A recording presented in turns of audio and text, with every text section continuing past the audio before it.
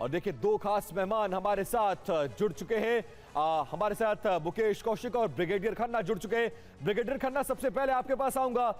युद्ध का 31वें दिन अमेरिका ग्राउंड फोर्सेस को लगातार बढ़ा रहा है, उतारने की कोशिश कर रहा है। और इस बीच जो इजराइल से खबरें आ रही हैं, रिफाइनरी से लेकर पावर प्लांट पर इस तरह के हमले, किस तरफ जा रहा है यह पूरा युद्ध? और कहीं से भी कोई गुंजाइश आपको लग रहा है कि इतनी मध्यस्थता, इतनी सीजफायर, उसका कोई असर इस युद्ध पर नजर आ रहा है आपको?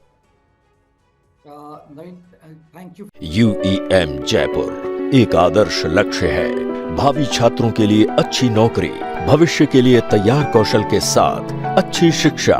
For inviting me to the Vipin, sorry, thank you for inviting me to the show. Thank you sir. देखिए, जब ये इस जंग का आगाज हुआ था तो अमेरिका ने सोचा था कि बहुत ज़्यादा टाइम नहीं लगेगा इसको ख़त्म करने में, और जो भी उनके स्टेटेड ऑब्जेक्टिव, जैसे अभी आपने भी बताया था, एक है कि जो भी उनके न्यूक्लियर साइट्स हैं, चाहे नतान्ज है, फोर्दो है, इस्फहान में है, अरक जो उनकी वाटर फैसिलिटी है, इन सबको तबाह करने की।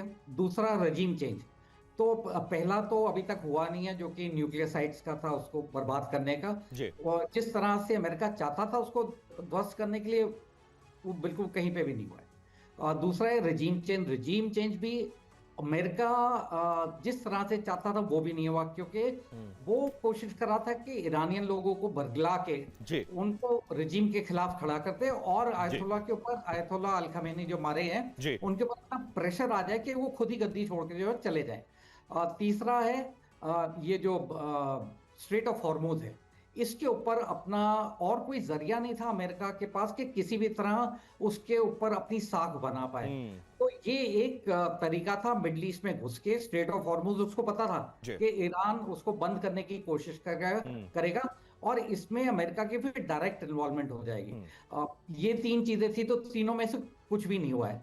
अब आज अभी तक जो हुआ है वो स्टैंड ऑफ अटैक्स हुए हैं, मतलब चाहे इजराइल हो चाहे अमेरिका हो, इन्होंने दूर से मिसाइल्स छोड़े हैं, ड्रोन्स छोड़े हैं, फाइटर एयरक्राफ्ट के थ्रू फायर करवाया है, जो नेवल शिप्स हैं इनकी स्ट्रेट ऑफ हॉर्मुज के और उसके आसपास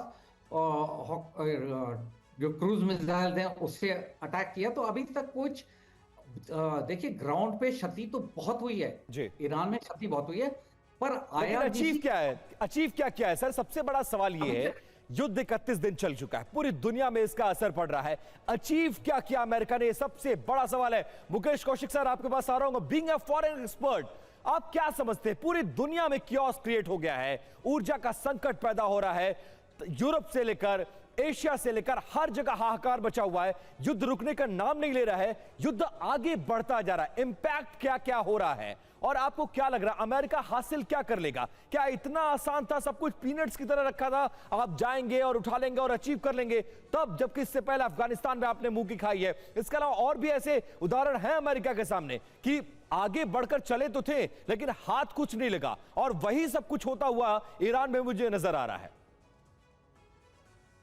विभिन्न मूर्खताओं की दो विशेषताएं होती हैं। एक तो ये कि मूर्खता का कोई अंत नहीं होता और मूर्खता की कोई इंतहा नहीं होती। और अगर इन दोनों कसौटियों पर देखें तो जो ब्लाइंड वॉर और ब्लाइंड फ्यूरी अमेरिका ने शुरू की ईरान के ऊपर, उसका जो नतीजा दिख सकता है वो अब आप सबके सामने है। भी अगर ये कोई फिल्म का शीर्षक होता कि 50,000 अमेरिकी सैनिक वर्सेस ईरान के जानिसार, तो मैं इसको लगता कि इस स्क्रिप्ट को समझा जा सकता था, लेकिन एक असली युद्ध है ये।